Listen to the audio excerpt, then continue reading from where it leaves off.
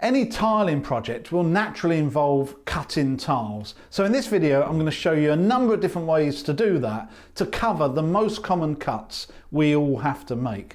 Firstly is the very common straight cut, and I would highly recommend anyone tiling to invest in a good manual tile cutter. You'll find that this will be your most used tool. The tile is simply slipped in and the cutting wheel aligned with the cut line and then scored, and with a quick push down the tile will simply snap along this line.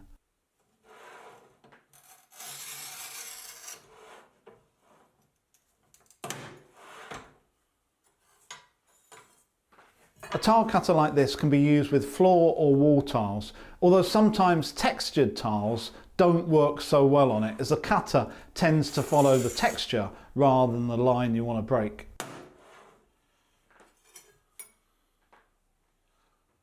Using one of these is simple and requires very little effort and pressure. So look at it as just giving the tile a light score, and you'll find the tile snaps along your line time and time again.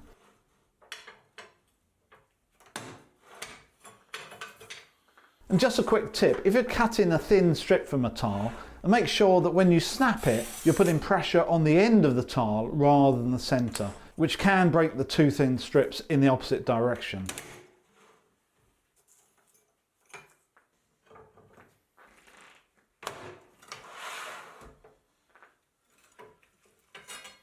And remember, any tile cutting or filing produces sharp pieces of tile, so eye protection and gloves when you're doing this type of work is really important. However you look at it, all these cuts add up, so I would recommend adding 10% extra to cover wastage when you're calculating how many tiles you need. Sometimes the cut leaves some pieces of the tile sticking out, or it's not exactly broken along the line you want. Then filing the edge is a quick and easy way of adjusting the cut and making small alterations without any chance of breaking the tile.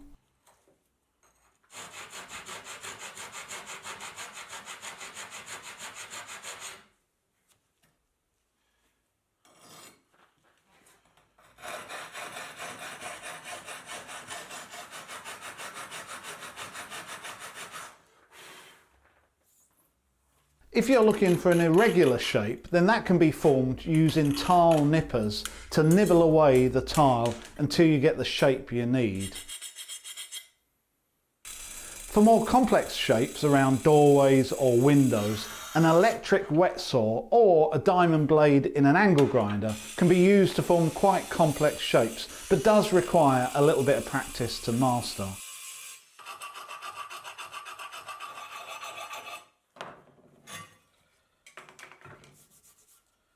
And lastly, a very common cut in bathrooms is around pipes. So here I'm using a diamond drill bit to cut a hole around my copper pipe. I found the easiest way to start off drilling holes like this in tiles is to make a ply jig that will hold the bit in the right place until it gets through the glaze.